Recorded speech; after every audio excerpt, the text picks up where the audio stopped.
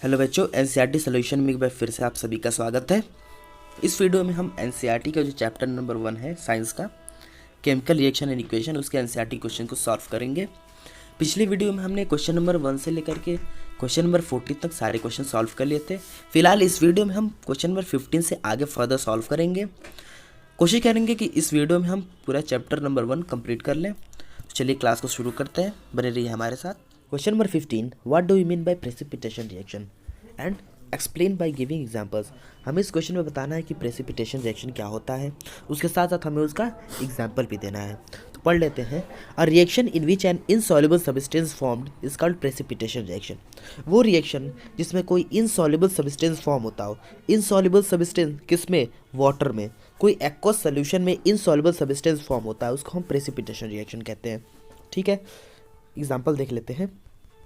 On mixing sodium carbonate, अगर हम sodium carbonate की रिएक्शन कैल्शियम क्लोराइड के साथ कराते हैं तो जो हमारा प्रोडक्ट बनता है दैट इज कैल्शियम कार्बोनेट। ये हमारा सॉलिड फॉर्म में होता है और उसके साथ साथ हमारा सोडियम क्लोराइड एक्वस फॉर्म में होता है। तो एक्वस फॉर्म में जो हमारा सोडियम कार्बोनेट बनेगा वो इनसॉल्युबल होगा। ये क्या होगा? इनसॉल्युबल होगा।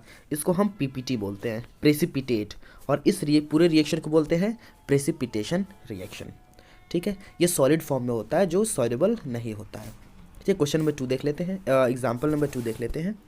ऑन मिक्सिंग सोडियम सल्फेट, जब हम sodium sulphate Na2SO4 sodium sulphate की रिएक्शन बेरियम क्लोराइड के साथ कराते हैं तो हमारा बनता है बेरियम सल्फेट। यहाँ पे सोडियम सल्फेट लिखा हुआ है, ये रॉन्ग है। बेरियम सल्फेट बनता है और उसके साथ साथ सोडियम सल्फेट बनता है, सोडियम क्लोराइड बनता है। यहाँ पे भी रॉन्ग लिखा हुआ है, सोडियम क्लोराइड बनता है। ये एक्वस फॉर्म में होता है और इसके अंदर सॉलिड हमारा BaSO4 प्रेजेंट होता है। बट ये क्या होता है? BaSO4 इनसॉल्युबल होता है। ये सॉल्यूट इसके अंदर NaCl के अंदर घुला हुआ नहीं होता, ये प्रेसिपिटेट के रूप में होता है, पीपीटी के रूप में होता है, और इसी रिएक्शन को हम प्रेसिपिटेशन रिएक्शन कहते हैं। ठीक है बच्चों, नेक्स्ट क्वेश्चन देख लेते हैं। Question number 16. Explain the following in the term of gain or loss of oxygen with two examples each. हमें इस क्वेश्चन में बताना है, ये जो दो टर्म यहाँ पे नीचे लिखे हुए हैं, एक ऑक्सीडेशन और दूसरा रिडक्शन, हमें बताना है कि कौन से टर्म में ऑक्सीजन का गेन हो रहा है और कौन से टर्म में ऑक्सीजन क्या हो रहा है? लॉस हो रहा है। हमें दोनों में टर्म में बताना है। देख लेते हैं आंसर। पहले ऑक्सीडेशन की बात करेंगे। एडिंग ऑफ ऑक्सीजन और electronegative element to a substance, किसी भी रिएक्शन में किसी भी सबस्टेंस में अगर ऑक्सीजन या फिर कोई इलेक्ट्रोनेगेटिव एलिमेंट अगर ऐड होता हो, या फिर और रिमूवल ऑफ हाइड्रोजन और इलेक्ट्रोपॉजिटिव एलिमेंट, अगर हाइड्रोजन वहाँ से रिमूव होता हो या फिर कोई इलेक्ट्रोपॉजिटिव एलिमेंट्स वहाँ से रिमूव होता हो, उसको हम बोलेंगे ऑक्सीडेशन। ये एग्जाम्पल देख लेते हैं। एग्जाम्पल देखेंगे तो हमें और क्लियर हो जाएगा। यहाँ पे कार्बन डाइऑक्साइड के साथ हमारा हाइड्रोजन जब रिएक्ट करता है तो जो प्रोडक्ट में हमारा प्रोडक्ट बनता है, जो सब्सटेंस, इसमें कार्बन मोनोऑक्साइड और वाटर होता है। हम यहाँ पे देखेंगे, नोट करेंगे, यहाँ पे हाइड्रोजन क्या था? पहले अकेले था। ठीक है, यहाँ पे क्या हुआ? हाइड्रोजन के साथ ऑक्सीजन भी जुड़ गया। यहाँ पे क्या हो रहा है? Addition of oxygen. यहाँ पे हमने पढ़ा था एडिशन ऑफ ऑक्सीजन, तो वही यहाँ पे हो रहा है, एडिशन ऑफ ऑक्सीजन। इसका मतलब ये क्या है? ऑक्सीडेशन है। ठीक है, यहाँ पे देख लेते हैं, ये है कॉपर, ये है कॉपर और इसके साथ ऑक्सीजन के साथ यहाँ पे क्या हो रहा है? ऐड हो रहा है। ये तो पहले ही हम जानते हैं, यहाँ पे ऑक्सीजन के साथ ये ऐड हो रहा है, यहाँ पे क्या हो जाएगा? ऑक्सीडेशन हो जाएगा। यहाँ पे भी ऑक्सीजन देख लीजिए आप, ऐड हो चुका है। ठीक है, दूसरा देखते हैं रिडक्शन। रिडक्शन में क्या लिखा है? एडिशन ऑफ हाइड्रोजन, उसमें क्या हो रहा था? ऑक्सीजन ऐड हो रहा था, यहाँ पे हाइड्रोजन ऐड हो रहा है। एडिशन ऑफ हाइड्रोजन और इलेक्ट्रोपॉजिटिव एलिमेंट, या फिर कोई इलेक्ट्रोपॉजिटिव एलिमेंट क्या हो जाए? ऐड हो जाए किसी सब्सटेंस में, किसी रिएक्शन में। रिमूवल ऑफ ऑक्सीजन और इलेक्ट्रोनेगेटिव एलिमेंट, या फिर कोई ऑक्सीजन रिमूव हो जाए या फिर कोई इलेक्ट्रोनेगेटिव एलिमेंट क्या हो जाए? वहाँ से रिमूव हो जाए, तो वहाँ पे क्या हो जाएगा? रिडक्शन रिएक्शन हो जाएगा। ठीक है, एग्जाम्पल देख लेते हैं। यहाँ पे क्या है? CO2 जब वाटर की कार्बन डाइऑक्साइड की रिएक्शन जब हम H2 के साथ कराते हैं हाइड्रोजन के साथ, तो यहाँ पे कार्बन मोनोऑक्साइड और वाटर बन रहा है। यहाँ पे क्या हो रहा है? जो CO2 है, यानी कि कार्बन डाइऑक्साइड, यहाँ पे 2 ऑक्सीजन हुआ करते थे, लेकिन यहाँ पे हम प्रोडक्ट में देखेंगे यहाँ पे सिर्फ ऑक्सीजन 1 है। इसका मतलब यहाँ पे क्या हुआ है? ऑक्सीजन क्या हो गए? कम हो गए। ऑक्सीजन का क्या हो गया? रिमूवल हो गया, इसका मतलब यहाँ पे कौन सा रिएक्शन है, रिडक्शन रिएक्शन। सेकंड देख लेते हैं, यहाँ पे कॉपर ऑक्साइड को अगर हम हाइड्रोजन के साथ रिएक्ट कराते हैं और उसको हीट कराते हैं तो यहाँ पे कॉपर से ऑक्सीजन रिमूव हो जा रहा है और यहाँ पे ऑक्सीजन क्या हो जा रहा है, ऐड हो रहा है। किसके साथ ऐड हो जा रहा है, हाइड्रोजन के साथ ऐड हो जा रहा है। यहाँ पे क्या हो रहा है, डायरेक्टली रिमूव हो जा रहा है। यहाँ पे देखिए कॉपर के साथ ऑक्सीजन क्या हो जा रहा है, रिमूव हो जा रहा है। इसका मतलब यहाँ पे कौन सा रिएक्शन हो जाएगा, रिडक्शन रिएक्शन। ठीक है बच्चों, बढ़ते हैं नेक्स्ट क्वेश्चन की तरफ। Question number 17, a shiny brown color element X heating in air become black in color. Name the element X and the black colored compound formed. हमें यहाँ पे क्या बताना है, कोई कंपाउंड है X, इसका कलर जो है वो ब्राउन कलर का है, शाइनी ब्राउन कलर का कोई कंपाउंड है, X एलिमेंट है।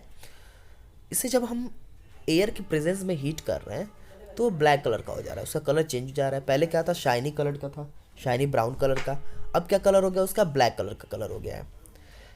अब हमें क्या बताना है कि वो सब्सटेंस एक्स कौन सा था और जो ब्लैक कलर का जो कंपाउंड बना एयर के प्रेजेंस में हमने हीट किया था उस कंपाउंड का हमको नाम बताना है। तो वो कंपाउंड जो था वो था copper, that is Cu। Cu जो था वो शाइनी ब्राउन कलर का कंपाउंड था। जब हमने उसको इन द प्रेजेंस ऑफ ऑक्सीजन के प्रेजेंस में हीट किया, मतलब रिएक्ट कराया, ऑक्सीजन के प्रेजेंस में हीट किया, सॉरी हीट ही किया था। ऑक्सीजन के प्रेजेंस में जब उसको हम हीट कराते हैं तो क्या बनता है, वो कॉपर ऑक्साइड बन जाता है और copper oxide directly black colour का होता है। ये शाइनी ब्राउन कलर का कलर था, जब ऑक्सीजन के साथ हमने कॉपर को हीट कराया तो वो ब्लैक कलर में हो गया। ठीक है, तो ये है हमारा पूरा आंसर। क्वेश्चन नंबर 18 देख लेते हैं। Why do we apply paint on iron articles. कोई भी आयरन का हमारे पास सामान होता है उसके ऊपर हम पेंट क्यों कराते हैं। ये तो काफ़ी इजी आंसर है, आप लोगों ने कई बार देखा भी और पढ़ा भी होगा। एक्चुअली होता क्या है, आयरन जब वैसे ही खुले में रखा रहता है तो उसके ऊपर पानी पड़ता है, उसके ऊपर एयर होता है, ऑक्सीजन के साथ रिएक्ट करता है, वाटर के साथ रिएक्ट करता है, तो क्या होता है उसके ऊपर कॉरिजन हो जाता है, यानी कि उसके ऊपर रस्ट लग जाती है। ठीक है, उसी रस्ट को बचाने के लिए हम क्या करते हैं, उसके ऊपर पेंट अप्लाई करते हैं। Iron articles get corrode easily in the presence of moisture and air. Moisture और एयर के प्रेजेंस में वो जल्दी जंग लग जाती है उसके ऊपर, वो जल्दी ख़राब हो जाता है। For the prevention of rusting we have to paint the iron articles. When we apply the paint on iron article the supply of moisture and air will stop. जब हम उसके ऊपर पेंट कर देते हैं तो जो मॉइस्चर और एयर की जो सप्लाई होती है आयरन के ऊपर वो कम हो जाती है, जिसकी वजह से क्या होता है, आयरन हमारा ख़राब नहीं होता है, रस्ट उसके ऊपर नहीं लगता है। ठीक है, नेक्स्ट क्वेश्चन नंबर 19।